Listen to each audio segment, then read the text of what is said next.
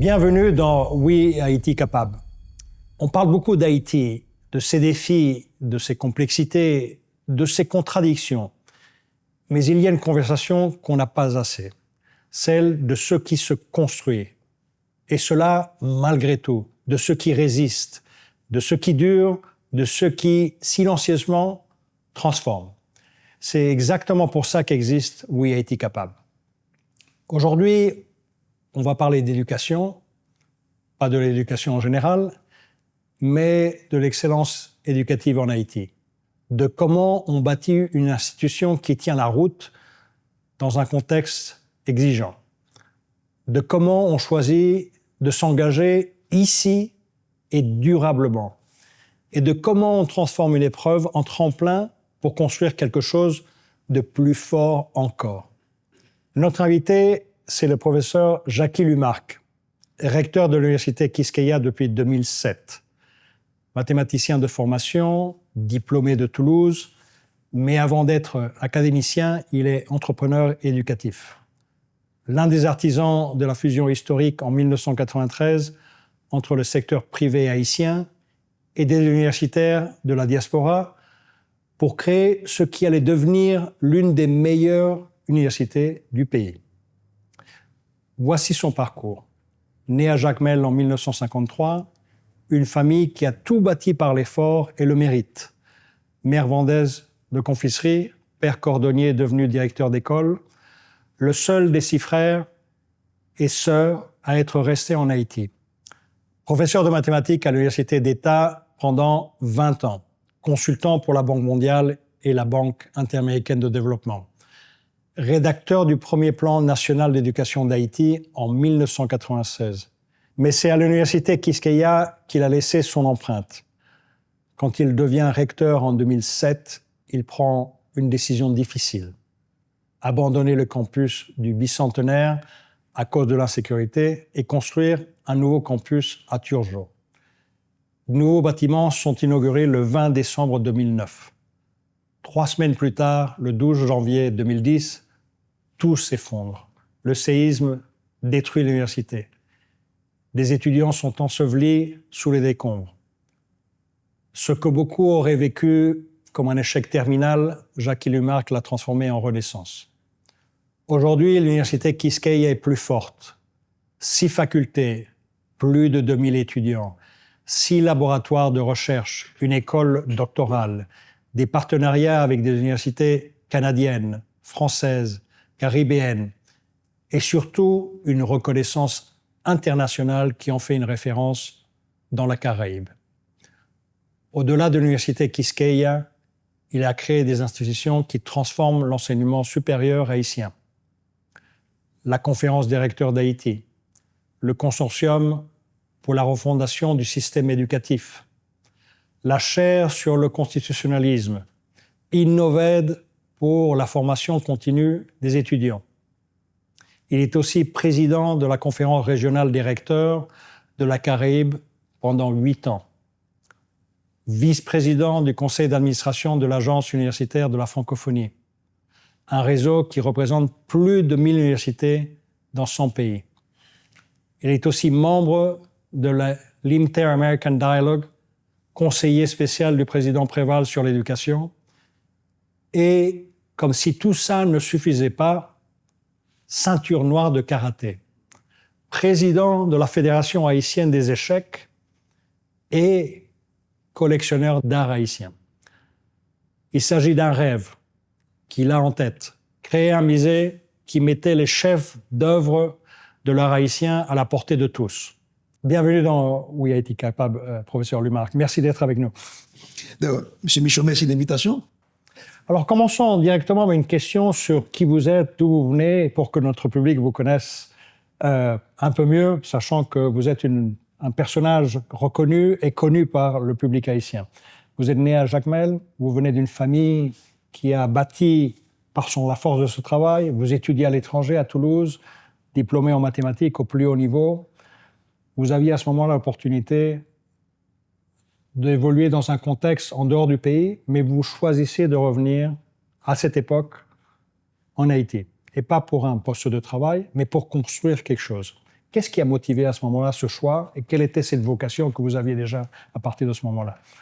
Bon, je ne sais pas s'il faut s'en glorifier, parce que je n'ai pas fait beaucoup d'efforts pour faire cette décision, pour une raison très simple.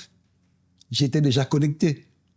J'étais déjà dans un système de liens sociaux, de liens familial, de liens institutionnels. J'étais marié, père d'une fille, et je participais déjà à une expérience très riche. Je venais d'être recruté comme professeur de mathématiques au centre pilote de formation professionnelle, qui était une expérience nouvelle. Et rappelez-vous, c'était le fruit d'une collaboration inédite entre la coopération française et le PNUD, qui ont créé un binôme, centre pilote de formation professionnelle d'un côté et Institut national de formation professionnelle de l'autre côté. Et c'était un moment important, au début des années 70, où Haïti commençait à s'ouvrir sur l'investissement direct étranger, donc avec une exigence, n'est-ce pas, de production de main-d'œuvre qualifiée, n'est-ce pas, pour soutenir cet effort de développement. Donc, une machine de formation, comme le binôme centre pilote INFP, était tout à fait opportun. Et moi, je suis rentré fièrement par concours comme professeur de mathématiques. C'était un challenge important. Et puis ensuite, j'étais aussi connecté à l'enseignement supérieur parce que j'ai fait mes études de licence en mathématiques et en physique, d'abord à l'école normale supérieure et en même temps à la faculté des sciences et de l'UH. Et tout de suite après mon diplôme, j'ai été nommé professeur de mathématiques, ce qui arrive très rarement, n'est-ce pas? Bon, c'était un métier que je n'avais pas choisi. Mais... Ce n'est pas pour tout le monde, oui, on est d'accord. Alors, ça me faisait une connexion importante, comme quelqu'un qui avait un challenge et qui m'interpellait. Donc, tout ceci était une raison suffisante pour que je revienne au pays. Et à ce moment-là, les jeunes de ma génération avaient une certaine fierté à travailler pour l'État haïtien. Il n'y avait pas encore un secteur privé moderne développé, c'était un secteur privé familial, embryonnaire.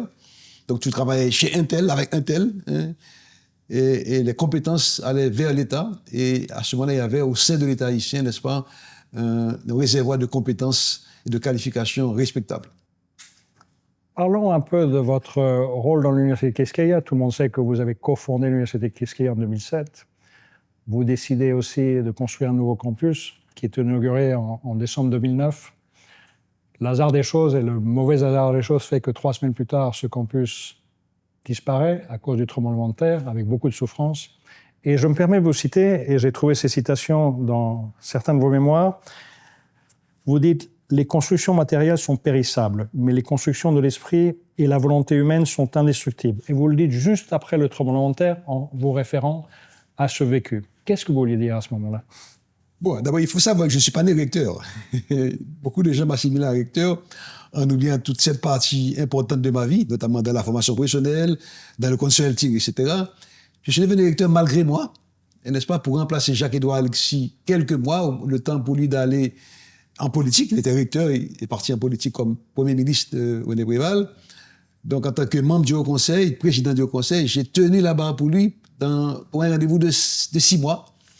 Et ce sont les 6 mois temporaires, n'est-ce pas, qui m'ont amené, n'est-ce pas, à cette carrière que je n'ai pas choisie, comme une punition ou un devoir, ça dépend de la perspective. Oui, effectivement, c'est un moment très fort. Avoir investi, n'est-ce pas, pas seulement l'argent, mais aussi l'émotion, bien sûr, n'est-ce pas, la vision, le cœur, une pensée stratégique, un projet différent pour la première fois, un campus conçu comme tel dans l'espace haïtien, et voir tout ça disparaître en quelques 35 secondes sous vos yeux, c'était un choc terrible. Alors, ça m'est venu comme une inspiration, je dirais, souvent que je puisse chez mes propres étudiants. Cette jeunesse haïtienne, elle est vraiment incroyable. Si on s'arrange, s'organise pour se mettre à son écoute, ben, on verra que peut-être ce n'est pas nous qui sommes responsables de leur éducation, mais c'est le contraire. Ils ont toujours un message à vous donner, quelque chose à vous raconter, une inspiration à vous donner. Et c'est à l'écoute des étudiants que j'ai pu avoir non seulement l'inspiration, mais aussi l'énergie, la force pour reconstruire ce qu'on a fait. Pourquoi? Parce qu'un groupe d'étudiants de la faculté de médecine sont venus me voir me demandant mon aide pour aller terminer leurs études à l'étranger, au Canada, États-Unis, Martinique, n'importe où. Mais je lui ai dit, mais écoutez, quand vous venez ici sur le campus, vous traversez les rues, vous voyez plein de gens et qui ont besoin de soins. Des femmes enceintes, des enfants, des vieillards. Mais pourquoi voulez-vous faire votre médecine à l'étranger? Vous avez la plus grande école de médecine de la planète aujourd'hui, c'est Haïti. Alors pourquoi on ne fait pas quelque chose? De lieu de mettre des tentes sur les campus. On a mis quelques tentes sur le campus le matin, puis l'après-midi, il y avait plus de 300 personnes qui sont venues à la recherche de soins. Et c'est comme ça que la machine est partie. Et on s'est dit, maintenant, la vision, c'est comme un flash. On s'est dit, mais un campus universitaire, ce n'est pas le bâtiment. Ce ne sont pas les équipements, ce n'est pas l'infrastructure physique, c'est le facteur humain. Et on a commencé à s'organiser, non seulement pour donner des soins, mais aussi pour poursuivre la formation d'encadrement. C'est comme ça que j'ai reçu plusieurs moniteurs, des étrangers, des Canadiens, des Français, Américains sont venus soutenir l'action de prestation de services de soins, mais en même temps, l'encadrement. Donc, moi, j'ai appris que l'on pouvait apprendre dans la rue, que l'on pouvait apprendre de la rue, et que le bâtiment, ce n'est pas ce qui fait le cœur, n'est-ce pas, d'une entreprise éducative, c'est exclusivement le facteur humain. Donc, c'est sorti spontanément comme étant, n'est-ce pas, cet élan spontané, n'est-ce pas, d'une découverte, Eureka, et qui découvre que vraiment ce qu'on a fait pendant toutes ces années dans des bâtiments, des laboratoires, des salles de classe ordonnées qui organisaient l'univers de l'apprentissage, c'était pas ça l'essentiel, c'est la relation. Hein. Socrate enseignait en se promenant, hein, n'est-ce pas, l'école péripatéticienne, n'est-ce pas? Et donc c'est vraiment l'échange entre quelqu'un qui croit savoir, qui sait des choses, et à transmettre, mais aussi qui écoute ce que l'autre a dit dans l'exercice de transmission. Donc c'est un enrichissement réciproque et c'est ça, je veux dire, la grande transition de ma propre vie personnelle.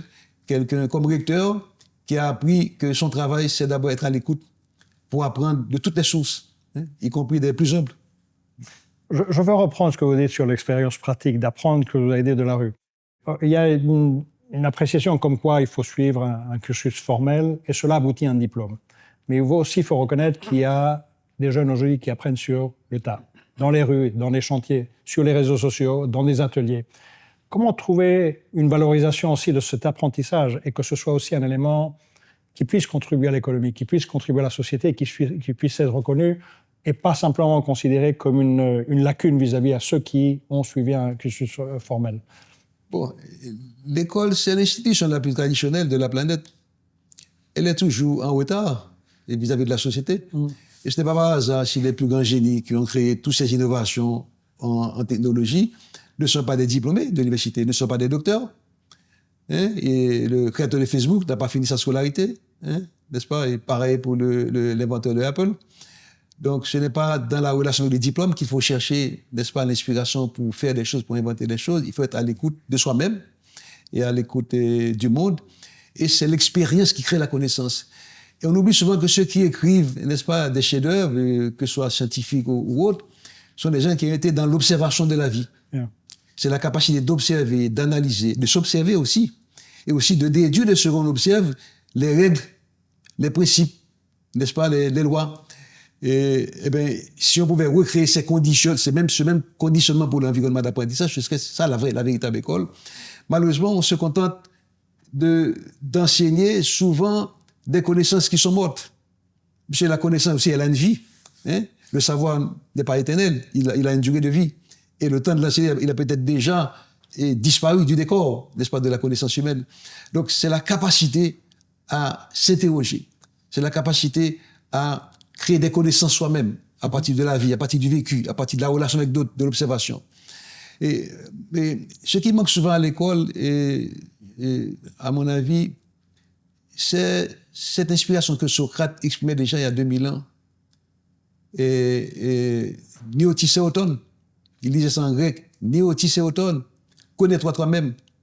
La vraie connaissance, il dit, on complète sur la fin en disant, connais-toi toi-même et tu connaîtras Dieu et l'univers. C'est dans la connaissance de soi que réside déjà le vrai savoir. On ne sait pas qui on est. On se prend pour un être matériel et intellectuel. Mais on est dans une petite planète qui est vraiment comme une tête d'épingle dans un univers gigantesque.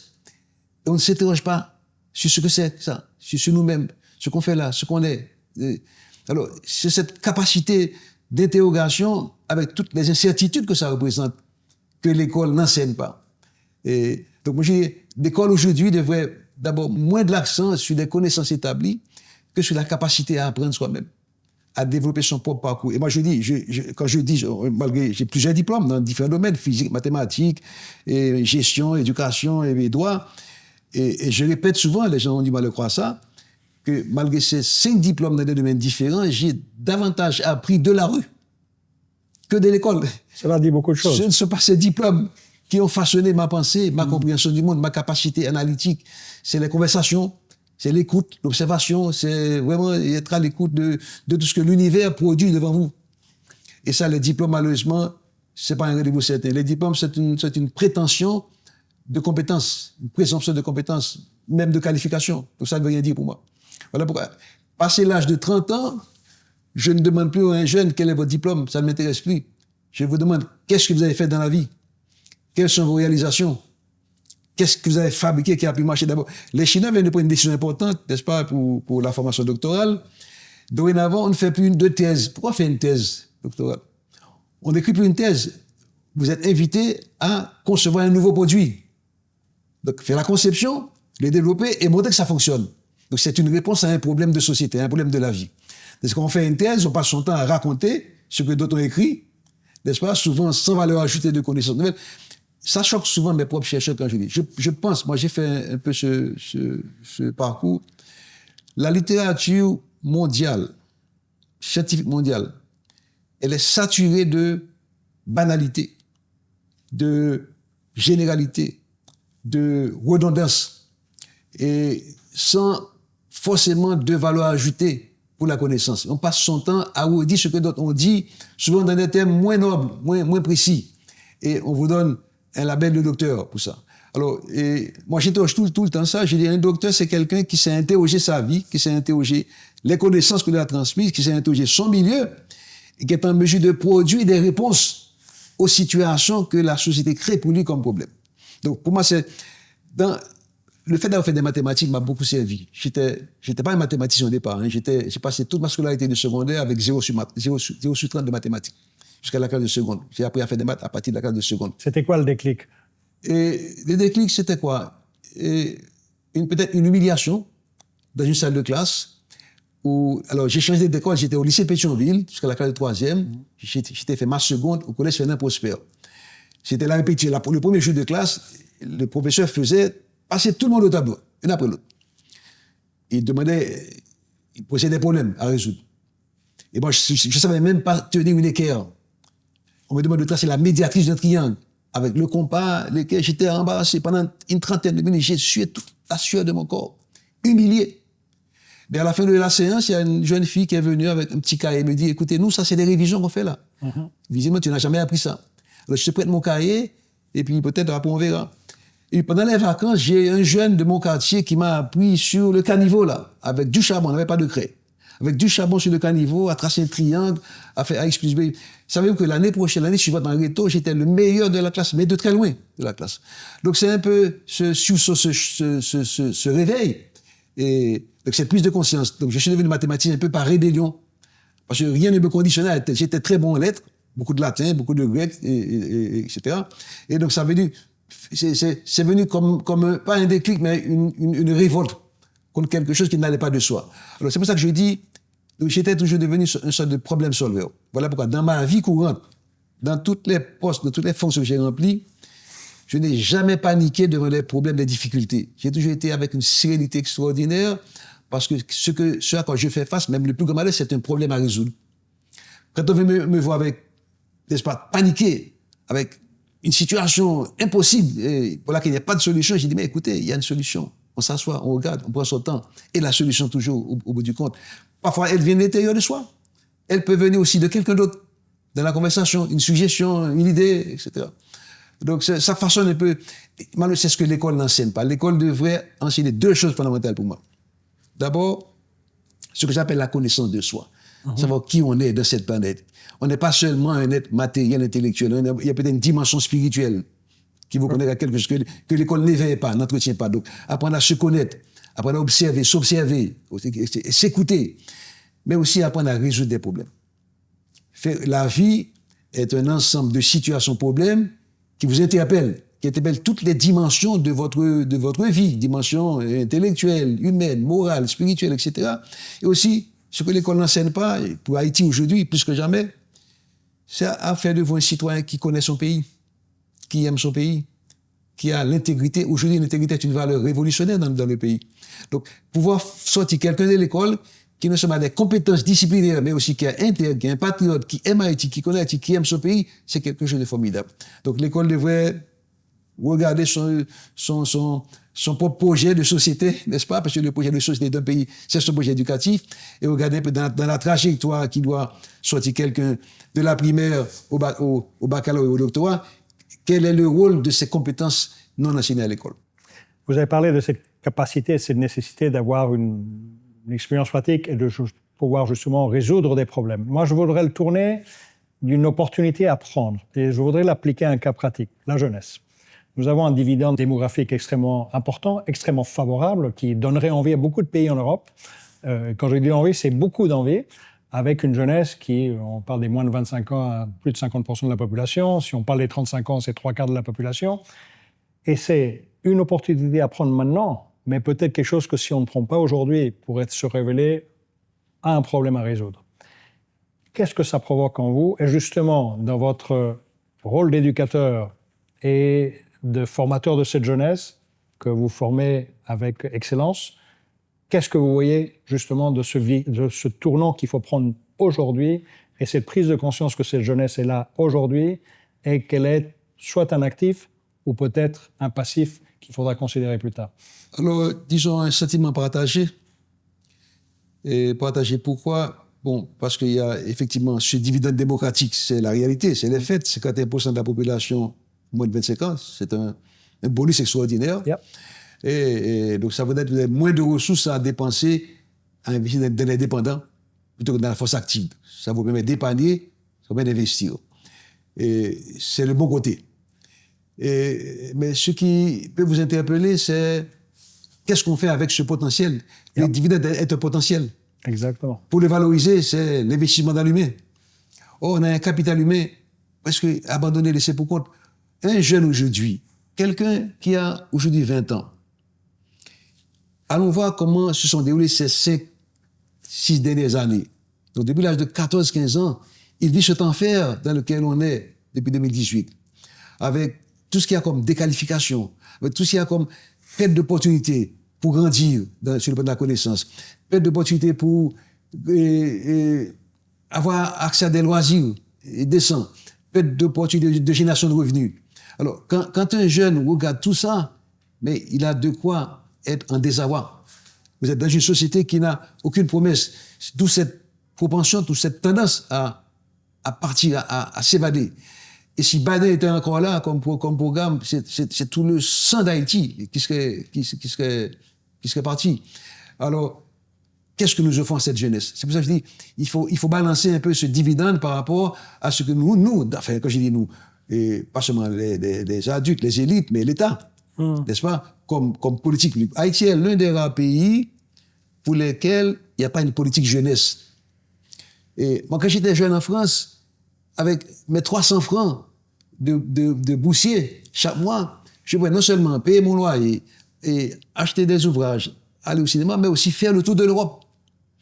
Et quand de toute la France d'abord, je vais être dans un hôtel, une auberge de jeunesse, où je peux avec 20 francs, n'est-ce pas, passer une nuit et prendre un petit déjeuner, etc. Mais si, ici, pour un jeune, comment un jeune qui est à Port-au-Prince peut se rendre à Jérémie, au Caille, et à Jacmel, connaître son pays? Où est-ce qu'il va loger s'il n'a pas une famille d'accueil? Qu'est-ce que le pays offre comme opportunité d'accueil à un jeune pour garantir sa mobilité, sortir de son ghetto? Quand il est dans sécurité. Donc, par conséquent, et maintenant, quand on prend l'autre jeune, je parle du jeune de Port-au-Prince, un jeune qui est à Bombardier-Police, ou qui est à Cochon-Gras, ou à B2N. Mais son obsession, c'est de dire, mais quand est-ce que je vais sortir de cet enfer? Pour s'échapper par n'importe où, n'importe où. Saint-Domingue, Bahamas, même si c'est de notre enfer qui va l'attendre. Mais l'enfer du quotidien est insupportable. Je crois que, et je vois cette mobilisation de la jeunesse autour de moi, et je l'encourage aussi, et pour une prise de conscience de ce qu'on est un potentiel à valoriser, qui ne peut être valorisé qu'à travers des politiques publiques où l'État pense des programmes orientés vers la jeunesse, que ce soit en termes d'accès à la formation, d'accès à l'emploi, d'accès au logement, et aussi de loisirs, de création de revenus. Et c'est tout ça qui manque. Donc, toutes ces batailles qui s'organisent là autour de ces mouvements que je vois, de la jeunesse, moi, je les encourage.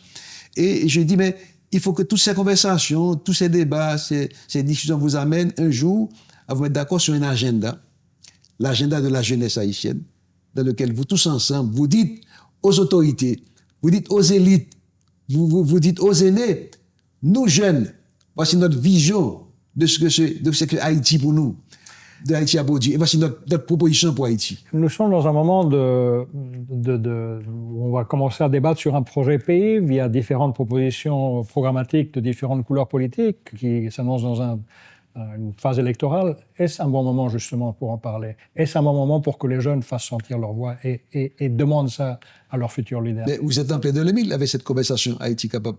C'est pour ça que je suis venu. Vous êtes au courant. Je ne parle jamais dans le public et médiatisé. Et pas d'interview, etc. Même si on me tape dessus, je ne réponds pas. Et je ne parle que dans des conversations académiques. N'est-ce pas? Et là, je suis interpellé parce que vous avez fait un choix qui est pour moi de l'ordre de la subversion.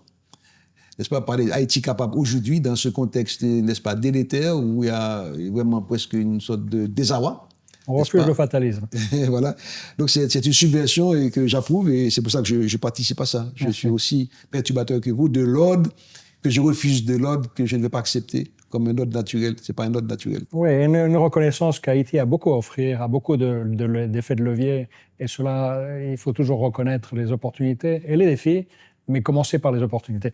Je me permets un peu des métiers du futur. Nous sommes dans un cadre d'une évolution constante avec les technologies de l'information. On parle d'intelligence artificielle, on parle du numérique en général, qui fait en sorte qu'on découvre des choses tous les jours.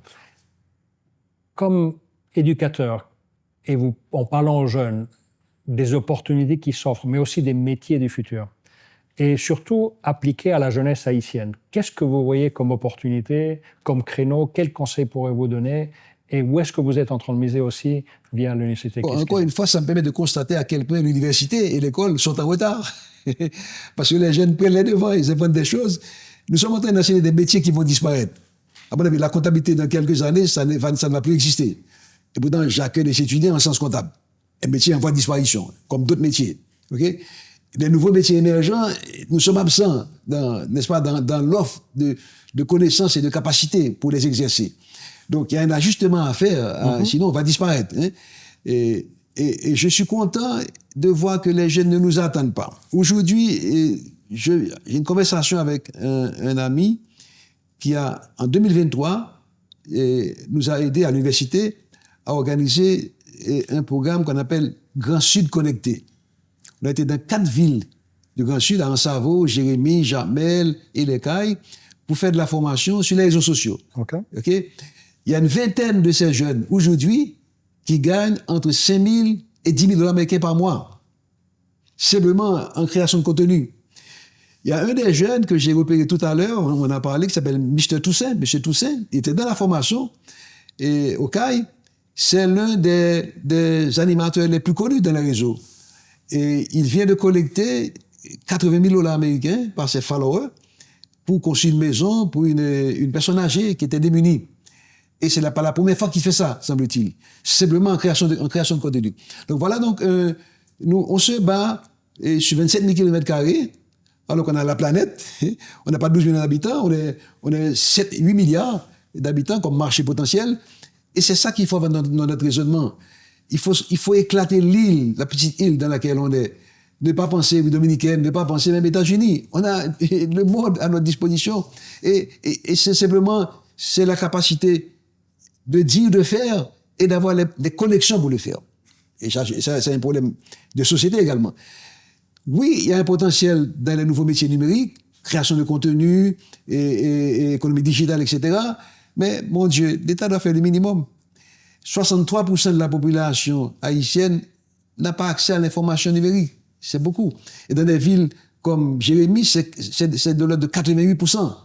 Donc c'est une absurdité. Alors, c'est pas tellement plus cher. Il semble avec 200 millions $, Donc vous parlez de télécommunications, d'électricité, de câblage, de réseau, etc. Haïti a besoin d'une véritable dorsale, un backbone national connecté. On dépend d'un vieux câble obsolète qui est connecté à Calico et qui n'est pas distribué dans les provinces. Il faut un véritable maillage, comment dirais-je, un véritable système routier de la communication, et puis maintenant se connecter, n'est-ce pas, à de grandes sources de données. La République dominicaine vient d'avoir un contrat avec Google de $1,5 milliard pour créer un hub digital. Nous, à côté, on ne peut même pas profiter de ça, de ce hub digital. On aurait pu, comme comme provider, mais faute d'une dorsale, d'un backbone haïtien, on n'est pas en mesure de faire ça. Donc, il faut faire les vrais choix de politique publique en orientant les ressources vraiment vers le capital humain, mais avec des choix technologiques qui favorisent l'épanouissement de ce capital humain. Okay? Donc, oui, il y a de nouvelles perspectives dans ces métiers-là. L'université doit changer de cap, doit mettre en question sa vocation naturelle première. Peut-être un jour, il n'y aura même plus de campus au sens physique du terme. Ce sera un grand hub, n'est-ce pas, digital, un grand centre commercial dans lequel on va s'approvisionner avec des contrats de formation. Donc, il faut être prêt à accompagner ça. L'année dernière, moi, j'étais content. L'université avait fait une expérience magnifique et en partenariat avec un partenaire américain qui s'appelle Academy, on a offert une formation à une centaine de jeunes en cybersécurité, data science, sciences des données, et intelligence artificielle et software engineering. On a pris une centaine de jeunes, tous boursiers. On a pu avoir un financement du ministère des Finances et de la Banque centrale pour le faire. Et 72 ont été diplômés avec des projets d'implantation. Pas seulement pour travailler à Digicel, à Natcom ou à la Banque centrale, mais aussi avec la capacité de déployer son propre réseau de services comme prestataire. Donc c'est le nouveau monde qui s'offre devant nous. Haïti ne peut pas rater cette révolution-là. Et on ne peut pas le faire par petite marche d'escalier. Il y a des sauts qualitatifs à faire. Et les acteurs sur le terrain répondent, les jeunes sont demandeurs, ils prennent le chemin tout seuls. Il faut les accompagner. Il faut des politiques publiques, il faut des États responsables et des partenaires internationaux qui comprennent l'importance stratégique de ce choix et qui nous accompagnent de cette transition-là. Vous parlez du thème éducatif, et je pense qu'une constatation que vous avez peut-être faite, et dites-moi si je me trompe, c'est qu'on forme aujourd'hui pour avoir accès à des connaissances. Mais une chose qui manque, c'est comment former un jeune pour qu'il puisse devenir un entrepreneur. Et quand je dis entrepreneur, c'est identifier une opportunité, en créer un projet, se lancer, prendre des risques et évoluer dans un cadre qui a des surprises, comme tout entrepreneur. Et ça, c'est une attitude. Donc, pas simplement quelqu'un d'éduqué pour assumer des fonctions comme employé, dans des fonctions que tout le monde connaît, mais aussi pour devenir entrepreneur, créateur d'emplois, présenter un projet économique. Et cela manque un peu dans l'éducation haïtienne. Qu'est-ce qu'on peut faire dans ce domaine, justement, pour émuler cette attitude et aussi former des jeunes entrepreneurs que l'on voit dans le numérique? On en voit beaucoup qui disent nous, on se lance, on le fait. Et je pense que ça, c'est une attitude qui peut-être est aussi quelque chose à émuler via les circuits, disons, formels de l'éducation haïtienne. Je ne m'attendais pas à cette question, mais elle me rend un peu réflexif parce que je l'avais une double dimension. Alors, voilà la première dimension que j'appelle de première portée. Et Haïti est un pays d'entrepreneurs. D'après des données statistiques connues sur la force de travail occupée, montraient très clairement que 80% des gens qui travaillent ne sont pas des salariés. Ils ne sont pas dans l'État, ils ne sont pas dans le privé. Ils sont des travailleurs à compte propre. Donc ça veut dire qu'on a un pays qui a déjà fait un choix, qui a déjà montré sa capacité d'invention, de création d'auto-emploi. Il faut accompagner ça. On ne peut pas laisser ça. Et puis en même temps, l'école forme des gens dans des métiers qui n'aboutit à aucun emploi. Au moment où la sous-traitance fonctionnait vraiment à plein régime, de l'ordre de 60-80 000 emplois, la plupart des emplois qualifiés dans le domaine de la logistique, le contrôle de qualité et l'électromécanique, maintenance, c'était quoi encore, supervision, c'était des emplois occupés en grande majorité par des Philippins et des Dominicains.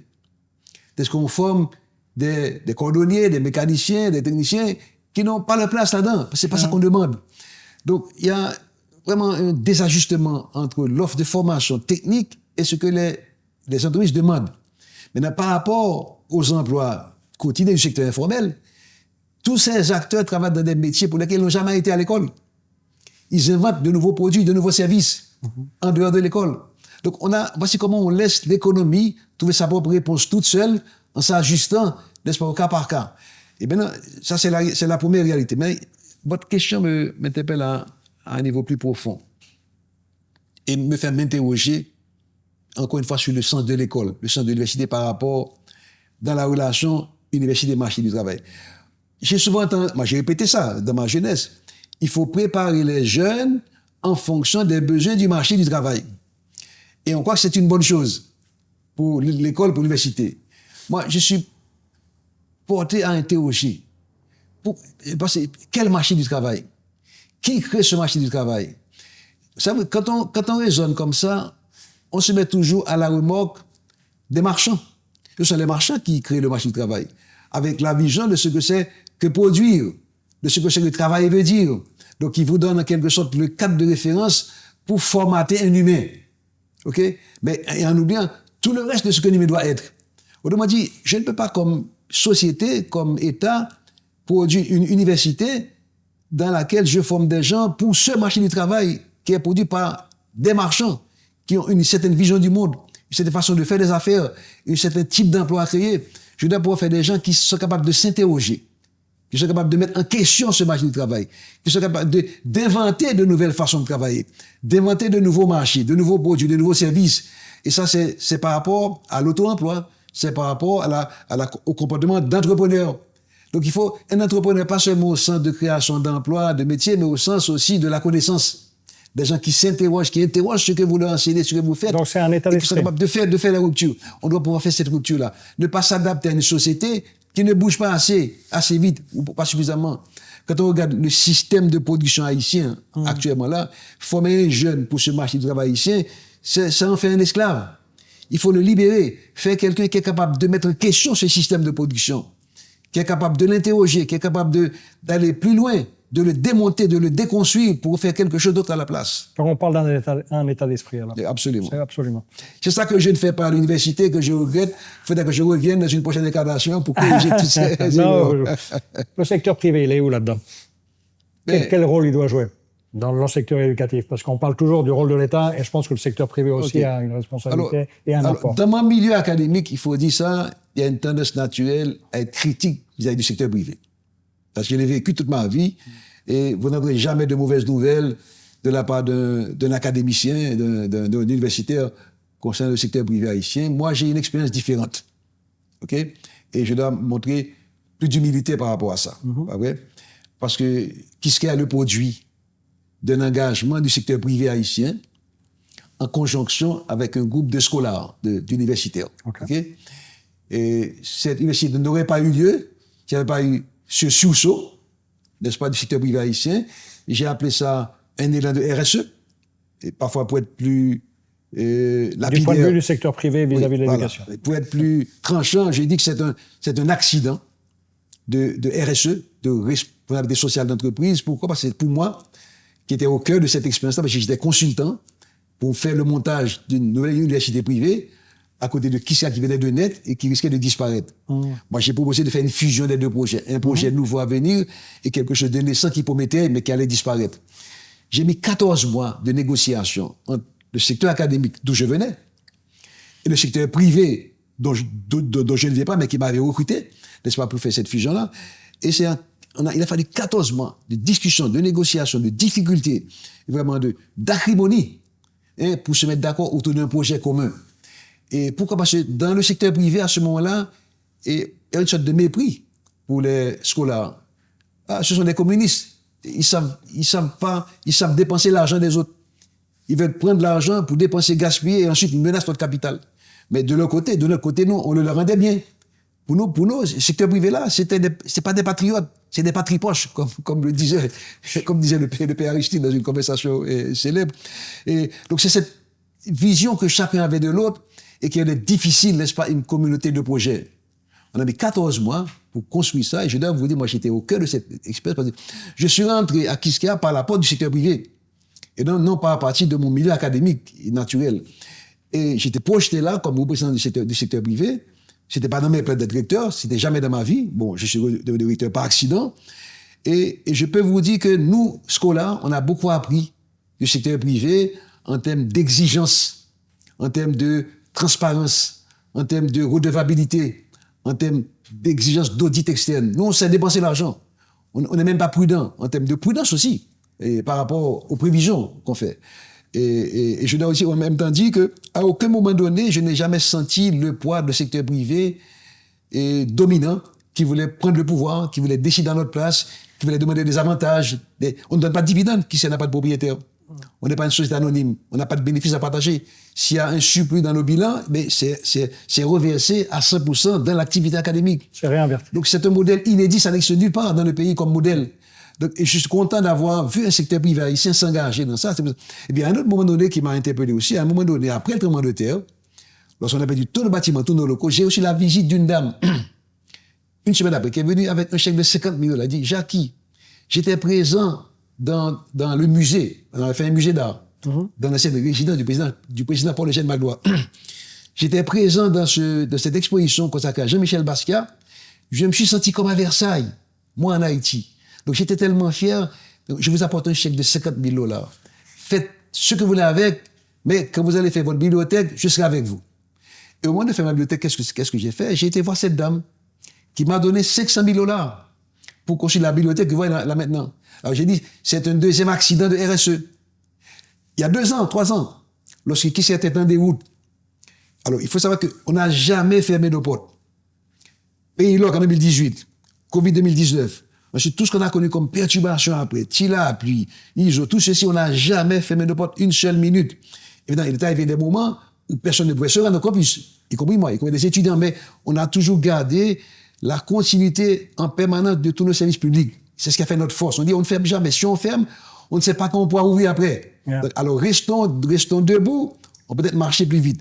Donc ça fait quoi? Quand j'étais en difficulté avec une perte de revenus importante, on parle de 3 000 étudiants à peine 600 étudiants, je me suis adressé au secteur privé haïtien.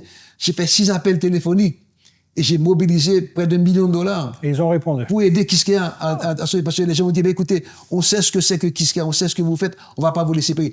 Les affaires ne sont pas bonnes pour nous. On est en train de perdre de l'argent. Beaucoup de nos partenaires ont fait faillite, mais on sera avec vous. Je me suis adressé au secteur privé qui a répondu. Et l'année suivante, à l'État haïtien. Okay, parce que je pense qu'une œuvre comme ça, elle mérite d'être poursuivie, elle mérite de continuer à faire l'œuvre sociale et de connaissances dans laquelle elle s'est engagée. Voilà. Oui, on dit souvent que justement le secteur privé pense sur du court terme, non de trimestre en trimestre, alors que l'éducation, c'est génération par génération. Donc ça donne un message important. Un point important que je voulais remettre en avant, vous avez parlé de cas réels de jeunes qui aujourd'hui, depuis Haïti, malgré les problèmes, les fondamentaux sur les thèmes de communication, le câblage, l'électricité et d'autres, sont en train de faire du code, production de contenu, et que vous l'avez cité vous-même, ont des rémunérations qui sont tout à fait honorables, pour ne pas dire très honorables. Qu'est-ce que ça dit à un jeune aujourd'hui qui pense « je vais aller chercher ma fortune, des opportunités, du travail en dehors de ce beau pays » Bon, c'est à nous de répondre à ça, et nous, les élites, les adultes, de créer un environnement et pour eux. Je crois qu'ils ont l'inspiration, l'énergie, la disponibilité, la connaissance. Un jeune, moi j'aime beaucoup travailler avec les jeunes parce que ça ne coûte pas son temps. Ils sont toujours disponibles. Ils travaillent 24 sur 24. Ils dorment pas, ils mangent pas, ils sont là. Et quand on pense à ce que j'appelle la condition étudiante, l'environnement dans lequel un étudiant haïtien aujourd'hui poursuit ses études, c'est quelque chose, ça tient du miracle. Ne serait-ce que pour se déplacer, prendre un taxi ou une moto avec ce que ça arrive, ou bien encore un CRSO, comme on dit, dans une camionnette à 50, dans une petite... Pour venir en classe. Pour venir en classe, ok. Donc, si on est en classe. Maintenant, soit en classe, avoir accès à l'Internet, avoir accès à l'électricité pour charger son téléphone ou son portable, pouvoir se nourrir. Moi, j'avais donné l'année dernière une douzaine de bourses d'études à des étudiants de La Saline, du lycée de La Saline, qui avaient réussi le concours d'entrée. En faisant le bilan, en milieu d'année, j'ai appris qu'il y a que le quart qui sont restés. Mais j'ai dit, où sont passés les autres? Ils n'ont pas pu rester malgré la bourse d'études. Parce que la bourse, malheureusement, la bourse qu'on donne, c'est la dispense de payer les droits de scolarité. Mais il y a plein d'autres dépenses à faire. Pour se loger, se nourrir, se déplacer, acheter l'abonnement Internet, etc. Ils n'ont pas pu tenir le régime. Donc, c'est à nous de créer un environnement pour que les jeunes qui abordent la condition étudiante aujourd'hui en Haïti puissent le faire dans un meilleur environnement, avec de meilleurs atouts, de meilleurs services. Et c'est à nous de mobiliser ça. Beaucoup de jeunes qui nous ont laissés en Dominique, qui sont partis en République dominicaine, ce n'est pas parce que la formation est de meilleure qualité. Moi, j'ai beaucoup travaillé avec des partenaires dominicains, et je peux vous dire que dans tous les cas de nos étudiants, pas seulement de chez nous, d'ailleurs, qui vont dans une université dominicaine, ils sont parmi les meilleurs, dans tous les cas de figure. Je ne sais pas d'où ça vient. Est-ce que c'est la qualité de la formation? Est-ce que c'est la rage de vaincre? L'énergie de travail, le sens du labeur, en tout cas l'haïtien. Ou la combinaison de tous ces éléments. De tout ça, ouais. Etc. Et donc ce n'est pas la qualité de la formation, mais c'est l'environnement. Une condition étudiante. Avec $100 américains, tu loues un logement décent. Tu as l'eau qui coule dans le robinet. Les toilettes, tu peux tirer la chasse, ça marche.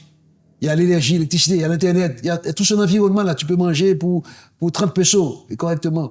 On n'a pas ça. Donc, c'est vrai de donner l'accès à l'université, mais il faut penser à la condition étudiante, qui est l'ensemble des éléments de l'environnement qui l'encourage à étudier et à apprendre ce qu'il faut lui-même. Faites-lui confiance pour le reste. Ce que vous n'enseignez pas, il va trouver lui-même tout seul. Je vais vous poser 2 questions pour conclure. La première, celle de la baguette magique. Si vous aviez une baguette magique, et pas pour obtenir un budget ou construire un bâtiment, mais pour changer une chose dans l'éducation haïtienne, qu'est-ce que vous changeriez? Oh. Vous avez le temps d'y réfléchir. Non, mais vous savez, c'est la question que je pose souvent. J'ai passé 5 ans. Vous avez parlé de résoudre des problèmes, donc voilà. Je vous le tourne de votre façon. C'est intéressant, ça me vient par l'autre bout et je n'ai pas réfléchi. C'est la question que je pose souvent. J'ai fait le tour d'un grand nombre de sections communales. Pour finir, à chaque fois, je pose cette seule question-là. Le pouvoir de faire une chose pour Haïti, c'est quoi? Maintenant, dans l'éducation. Alors, je réponds à chaud, ok, parce que c'est toute la somme de ce qui est derrière moi qui va répondre. Je n'hésite pas. Apprendre aux jeunes haïtiens à se connaître. J'en reviens encore à la formule socratique, ni otis et automne, connais-toi toi-même. C'est en se connaissant et qu'on connaît l'univers et qu'on connaît Dieu, pour toujours être dans la pensée socratique. Et se connaître soi-même en Haïti, ça vous dire que ça vous donne aussi quelque chose qui manque chez nous comme valeur, l'estime de soi, l'amour de soi, qui est une valeur fondamentale. Si tu n'as pas d'estime de soi comme un jeune, tu ne peux rien faire de bon. Ensuite, qui mounouye, mais koto sorti. Apprendre aux jeunes koto sorti. Ça veut dire, c'est quoi un Haïtien aujourd'hui? C'est quoi Haïti? Qu'est-ce que c'est cette chose-là dans l'histoire de l'humanité? Qu'est-ce que c'est que ce pays insolite, inattendu, qui est venu sur la planète sans invitation, qui est venu dans un ordre mondial qui était façonné par l'esclavage, où l'Europe, l'Occident, construit sa fortune, son bien-être et son bonheur sur l'esclavage, sur la traite, etc. Et puis tu viens dans ce ordre mondial, tu casses tout ça. Tu descends, tu mets à mal tous les paramètres de ce ordre mondial sophistiqué, moderne, science des Lumières, et puis tu crées un État dans lequel tu dis, dorénavant, l'esclavage est définitivement aboli. Depuis que le monde est monde, depuis 300 000 ans que l'homme moderne est sur la terre, c'est la première fois qu'un tel discours s'inscrit dans une institution communautaire. Zéro esclave. Tu fais ça, t'es pas rien. Donc, c'est pour ça que j'ai dit, malgré les déboires d'Haïti aujourd'hui, malgré nos malheurs, malgré le dit Haïti pas capable, malgré tout ce que tu imagines, tout ce que le désert, j'ai dit que le Haïti qui est sous terre là, qui est avec nous, ce n'est pas le Haïti dont on parle. Ce n'est pas le Haïti qu'on voit. C'est pour ça que j'ai dit, j'attends le rendez-vous. J'attends le rendez-vous pour que chaque Haïtien, chaque jeune qui est à l'école puisse prendre conscience qu'il n'est pas n'importe qui est sur une terre qui n'est pas n'importe quoi, et que ce Haïti est un diamant qui est caché sous les décombres, sous les fatras, et que son travail c'est de labourer pour faire sortir ce diamant et le faire briller à la face du monde. Voici ma conviction. L'école n'enseigne pas ça. Alors, si je devais retourner à l'école, c'est ce que je voudrais avoir appris moi-même, parce que j'ai appris à connaître Haïti adulte à Toulouse. J'ai appris à battre du tambour à Toulouse avec un prêtre dominicain. Je connaissais rien de ma culture, je connaissais rien de mon pays, ni son histoire, ni sa géographie. Donc, ma réponse est connaître qui mounouye, quand on sortit. Apprendre à se connaître, à t'estimer, à t'apprécier, à t'aimer, et à connaître ton pays, à l'aimer, et à travailler pour en faire le diamant qui est caché sous terre. C'est la réponse. Je suis d'accord avec ça. Permettez-moi une dernière. Merci. Et j'en aurais plein à vous poser, mais malheureusement, l'émission doit avoir une fin. On a parlé de jeunesse. Et je pense que si on parle d'un oui Haïti capable, on doit commencer par la jeunesse, et vous en avez parlé à plusieurs reprises. Quelle est l'expérience, un vécu dans votre carrière, en parlant d'un jeune, qui vous a fait penser oui Haïti capable? Oh, elle est quotidienne.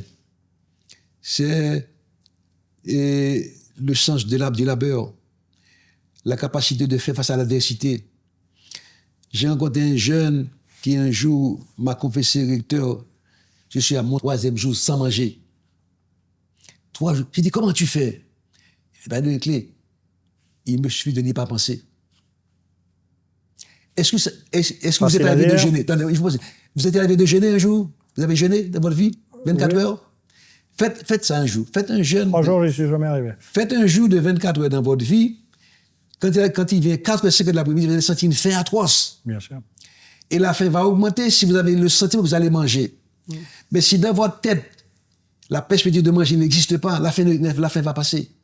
Donc, une fille de 10 ans m'a dit, il me suffit de n'y pas penser. Et je me suis mis à faire ça, quand je n'y pense pas. Donc, cette capacité de faire face à l'adversité et d'avancer quand même. Donc, et tu as reçu d'autres jeunes. Tu as reçu Kika aujourd'hui. Kika, que tu as reçu, la fille Aïlé, qui est venue parmi les personnes que tu as rencontrées. Je l'ai fait entrer à Kiskeya comme boussière parce qu'elle était dans ce programme de karaté.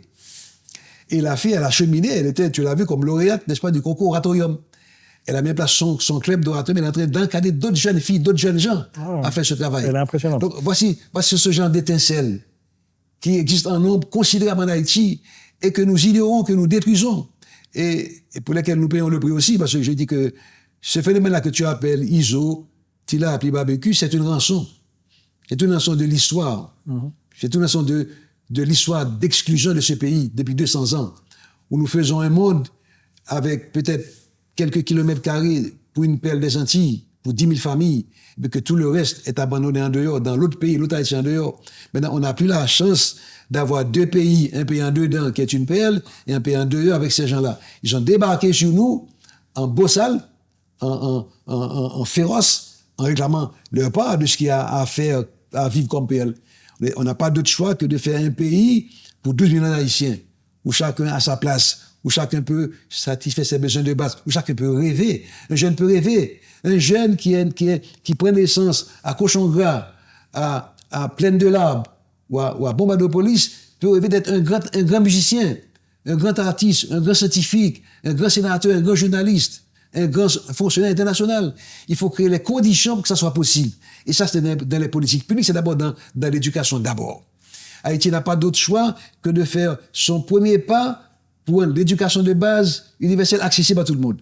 Je suis très impliqué dans vos ODD. Les ODD, c'est vous, Nations Unies. C'était c'est nous. Les Nations Unies, c'est nous. On était 53 pays. C'est le premier acte des Nations Unies qui, pour moi, traduit une pensée respectable, noble et peut-être, je dirais même révolutionnaire sur votre pensée par rapport au monde. Les 17 ODD, quand vous dites éducation de qualité pour tous, y compris éducation tout le long de la vie et l'insertion professionnelle des jeunes, et vous dites que le jeune qui prend naissance dans un pays, y compris Haïti, doit faire toute sa scolarité, du primaire au secondaire, au nom de l'État. Ça, c'est quelque chose de formidable. Et Haïti, aujourd'hui, nous avons 80% de nos jeunes à l'école qui sont, non pas au nom de l'État, mais sur le compte de la famille. C'est 30% du budget familial. C'est une absurdité, non pas c'est une provocation. Donc, la première chose à faire, sans réfléchir, sans discussion, sans conseil des ministres, alors, mais qu'est-ce que nous devons faire collectivement pour faire que tous les Haïtiens qui naissent dans ce pays aient au moins d'abord, sur l'horizon des prochains 5 ans, aient la capacité de faire les 9 années de scolarité de base sur le compte de l'État. Gratuite. Avec envisageant plus tard, pour que ça atteigne le baccalauréat le plus vite que possible. Ça, il faut le faire. C'était ça la baguette magique. Par exemple. Je sais qu'on pourrait passer des heures discuter avec vous. Oui. C'est une conversation extrêmement riche. Je voudrais vous remercier, professeur Lumarque. Et peut-être vous donner rendez-vous à un prochain épisode, parce que je pense que ce n'est qu'une partie concluse, une première partie, et il y aura peut-être une deuxième conversation. Avec plaisir. Encore merci. À votre service. Pour cette franchise, ces propos et surtout cette spontanéité, mais de croire dans cette oui Haïti capable. Merci, professeur Lumarque. Compliment à vous pour cette initiative. Merci, professeur Lumarque. Merci pour cette conversation. et surtout pour ce que vous incarnez.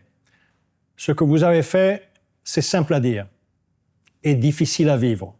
Vous avez choisi de bâtir quand d'autres attendaient, de former quand d'autres doutaient, de rester quand partir était plus facile. Et ça a marché. Ce n'est pas du hasard, c'est une discipline. Prendre un morceau du problème, le traiter avec rigueur, ne jamais transiger sur la qualité quand tout autour invite au compromis, et tenir encore et encore dans la durée. Et c'est précisément là que réside la leçon la plus profonde de ce soir. Le vrai défi d'Haïti n'est pas un manque de talent. C'est un manque de système qui protège et amplifie ce talent. Car le talent seul ne suffit pas.